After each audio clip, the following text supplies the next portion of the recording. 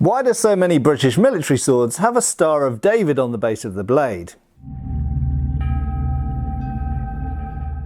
Hey folks, Matt Easton here, Schola Gladiatoria. So I'm going to keep this video short because it's a pretty simple one actually, but I get asked this question so many times and I have done previous videos on this topic, so I don't want to bore you and belabor the point, but I have an example to show you here which I haven't had previously, hence I'm doing this new video on the topic. Now, first of all, for anyone who's not familiar with it, let's just get the camera to focus. You will notice there is what looks like a Star of David, as it's commonly referred to these days, a six-pointed star. Which is something we find on the base of blades around the so-called proof slug. And I will just give you another example here. There we go, you can see that one. So the difference is, these are both Wilkinson swords. This is a Royal Engineers officer's sword, pre-numbered, which for those of you who are aficionados of this topic, you'll know that means that this particular Royal Engineers sword dates to before 1854. You'll also be wondering, if you're a real aficionado, well, why has this got an 1857 pattern hilt? Well, quite simply, it was re-hilted in 1857 by the Royal Engineers officer, who would have had an infantry officer's hilt before that. But that's going off on a tangent. This sword here is Victorian also, but this is the 1897 pattern, and it still has that six-pointed star. Now, both of these swords are Wilkinsons, and Wilkinson were the first ones to start using this what looks like a six-pointed star around the so-called proof slug. That's what I call them anyway. They're known by various things, proof disc, proof slug. So in there is HW for Henry Wilkinson, and that is the proof mark that shows that this has passed the Wilkinson test, which is quite brutal, and they had, I won't say a high failure rate, but many swords wouldn't pass the Wilkinson test, and so they shouldn't get a proof mark on them, although I'm sure lots were proofed that didn't pass the proof test. But the Wilkinson ones were all proved to a test, a pretty tough test for the time, and then they get that six-pointed star around them. Now, lots of other makers copied Wilkinson, other makers like Pillin, for example, and various others, Thurkel and such like, and lots of other even makers outside of Britain who were making swords for the British officer market. So in Solingen, for example, swords were being made with the six-pointed star on. Where did the six-pointed star come from? So it wasn't on British swords before Wilkinson introduced it in 1845. 44 maybe, but 45 let's say. So 1845. So why did loads of swords after 1845 have it? Well, simply they were copying Wilkinson and they were trying to show quality. Why did Wilkinson introduce that six-pointed star around the proof disc in 1845? Well, it is because many swords that had been made in the Middle East previously had a six-pointed star on them. I wouldn't say many, but some. And this was regarded as a talismanic symbol, a symbol of quality. Now, just a diversion on the Star of David issue for a second.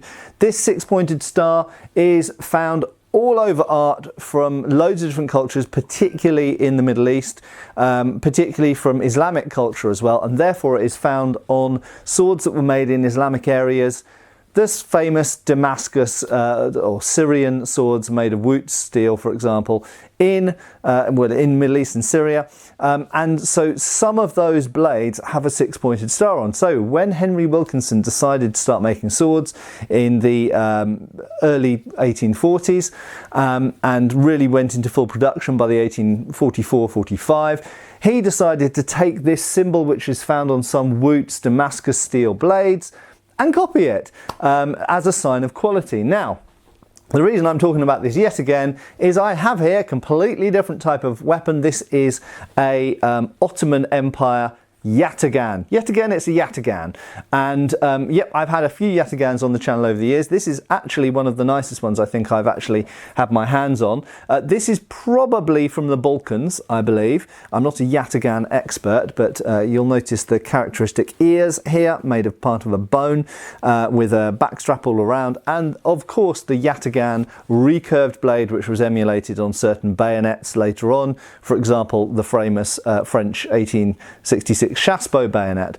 And this type of sidearm was particularly popular, although it was used earlier, it was particularly popular in 19th century as a 19th century Ottoman sidearm used by all sorts of people actually.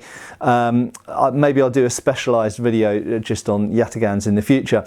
But these are, for the most part, 18th, 19th century, despite the fact in some ways they maybe look like older weapons, and some people I think assume they're older weapons than they are. Now, on this, you will find various interesting symbols and decorations on the blade. Let's focus on the blade here. Look at that, isn't that pretty? And that is engraved, whereas the one on the Wilkinson blades I showed before was etched. The difference is etched means done with acid, engraved means done with a hard steel tool. And if we flip it over, oh, look what there is on that side. A 6-pointed star.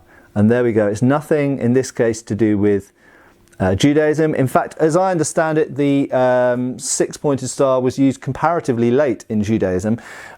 Probably it was used earlier on in the Islamic world, and definitely was used on edged weapons. So here is an example of the sort of edged weapon that maybe inspired Henry Wilkinson to put the 6-pointed star, or should we say the interlocking triangles it's sometimes described as, 2 interlocking triangles, to try and differentiate it from the Star of David. But the 6-pointed star found on many, many British officers' swords, started by Henry Wilkinson, came from swords from the Islamic world, principally the Middle East and the Ottoman Empire. So I hope that's been of some use and some interest. And next time someone asks you, why does your antique sword have a Star of David on it? You can explain to them, hopefully more concisely than I've just done. Thanks for watching, folks. Give us a like and a subscribe, and I'll see you back on the channel really soon. Cheers.